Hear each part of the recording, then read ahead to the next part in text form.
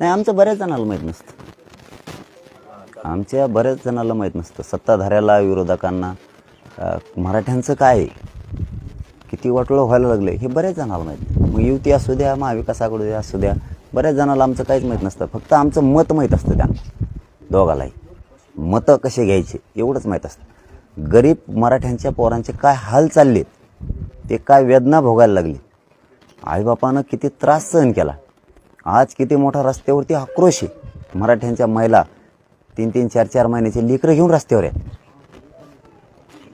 हे कोणालाच दिसणार नाही. महायुतीच्या नेत्याला नाही आणि महाविकास आघाडीच्या नेत्याला नाही. महाविकास आघाडीच्या नेत्याला तर लई दिवसापासून दिसत नाही. त्यांना रातांधळ्या झालेल्या आहेत. त्यांना बऱ्याच दिवसापासून मराठ्यांच्या वेदना दिसत नाहीत, त्यांना अडीअडचणी दिसत नाहीत. त्यांना मतं तेवढे दिसते. मतं घ्यायचे आणि खुर्चीवर बसायचं एवढं दिसतं. आमचं बऱ्याच जणाला माहीत नाही. तर ह्यांती आमच्याबद्दल होणार आहे. आता मराठ्यांना शान होणार आहे, होणं सामान्य गरजवंत मराठ्यांना सगळ्या पक्षातल्यांनी शान होणं आणि आपले लेकरं मोठे करणं. आता तरी मराठ्यांनी भानावर यावं गोरगरिबांनी. कारण आपल्या गोष्टी सत्ताधाऱ्यांना माहीत नाहीत आणि विरोधकांना माहीत नाहीत. म्हणून आता सावध व्हा. किती दिवस यांना आपलं मानायचं हे सगळ्या पक्षातल्या गरीब मराठ्यांनी समजून घेणं गरजेचं आहे. माझं एवढाच आग्रह आहे, मायबाप मराठ्यांनो आता शाने व्हा. शंभूराज देसाईंवर विश्वास आहे असं म्हटलं होतं. 13 तारखेचं अल्टिमेटम देण्यात आलेलं होतं आणि यानंतर शंभूराज देसाईंनी सांगितले की आम्ही रात्रंदिवस काम करतो. मात्र यानंतर तुमचा काही त्यांच्याशी संपर्क झालेला आहे का आणि कामासंदर्भात काही बोलणं झालं आहे का? काम कुठपर्यंत आलं किंवा काय काम चालू? रात्री झालं. रात्री त्यांचा फोन आला होता नारायणगडावरती असताना. त्यावेळेसच आम्ही त्यांना सांगितलं की सगळे स्वरीची अंमलबजावणी घ्या. महाराष्ट्रातला सगळा मराठा समाज वाट बघतो.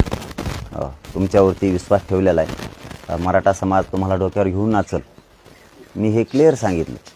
हे तुम्ही हैदराबादच्या गॅजेटचं, सातारा संस्थार, बॉम्बे गव्हर्नमेंटचं गॅजेटही लागू करा. मराठा आणि कुणबी एकच कायदा लागू करा.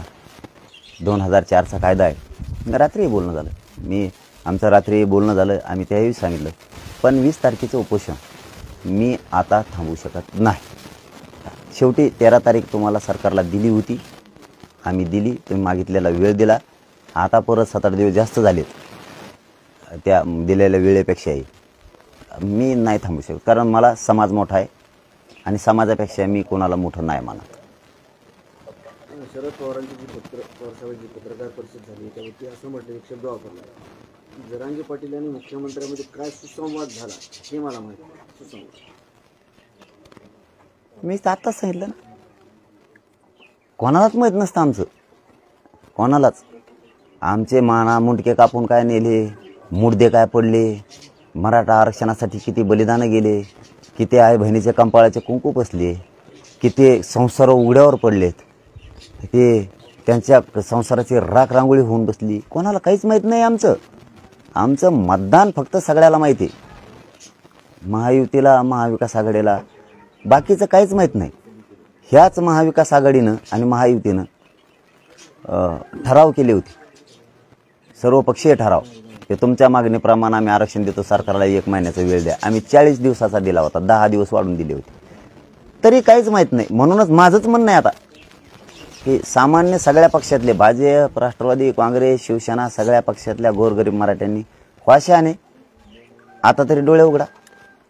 आपल्या बाजूनं कोण किती आहे ख्वाशाने. माझी एवढीच विनंती, नका स्वतःचे लेकरं संपू या राजकीय लोकांच्या नादी लागून.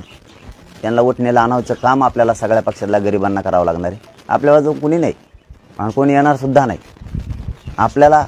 आणि हे मात्र आपल्या जीवावर मोठे होते.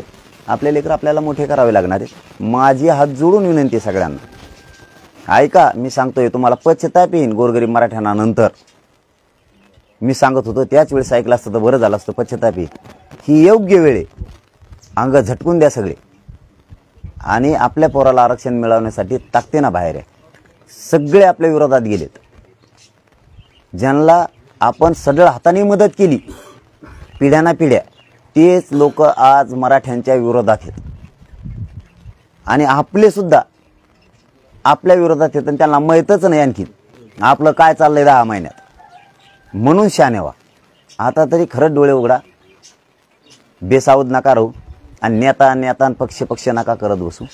कधीतरी विचार करा, आपल्या रक्ताच्या लेकराचे किती हाल व्हायला लागलेत, आपल्या समाजाचे किती हाल व्हायला लागलेत. आता स्वतःच्या मुलासाठी, स्वतःच्या जातीसाठी लढा द्यायचा, इतक्या ताकदीनं सगळे पेटून उठा, ही माझी तुम्हाला कळकळीन हात जोडून विनंती.